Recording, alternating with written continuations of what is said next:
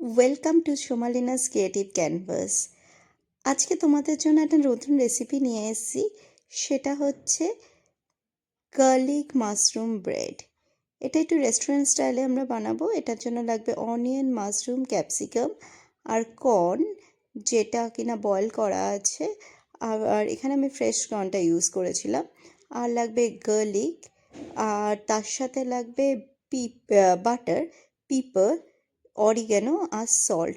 এবার আমি ব্রেড নিয়ে নেব। ব্রেড লোভসটাকে আমি সুন্দর করে কাট করে নেব। তোমরা চাইলে যে কোনো ব্রেড নিতে পারো। এরপরে মাশরুম নিয়ে নিলাম, অনিয়ন আর ক্যাপসিকাম, এগুলো আমরা কেটে নিলাম সুন্দর করে। এবার প্যানে 1 টেবিল স্পুন বাটার দিয়ে আমি দিলাম মাশরুম আর বাকি যেগুলো কেটে রেখেছিলাম সেগুলো। কিন্তু এইটাখানে আমি একটা জিনিস বলছি, যে কর্নটা আমি লাস্টে অ্যাড করেছি কারণ বয়েল করা ছিল। আর পুরোটাই আমি হাই ফ্লেমে করলাম যাতে মাশরুমের টেক্সচারটা খুব ভালো থাকে, কারণ মাশরুম আবার লো ফ্লেমে দিলে জল ছেড়ে দেয়।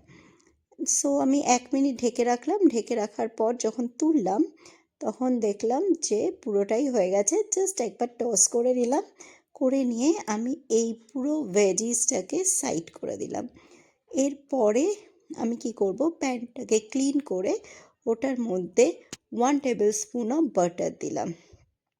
এবার এই বাটারটা যতক্ষণে মেল্ট হচ্ছে তার উপরে আমি ব্রেডের স্লাইসগুলো একটা একটা করে একটা সাইডে বসিয়ে নিলাম।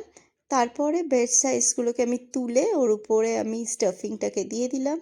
আর স্টাফিংটা দেওয়ার পরে আমি এটা প্যানটাতে একটু বাটার দিয়ে দিয়ে দেব।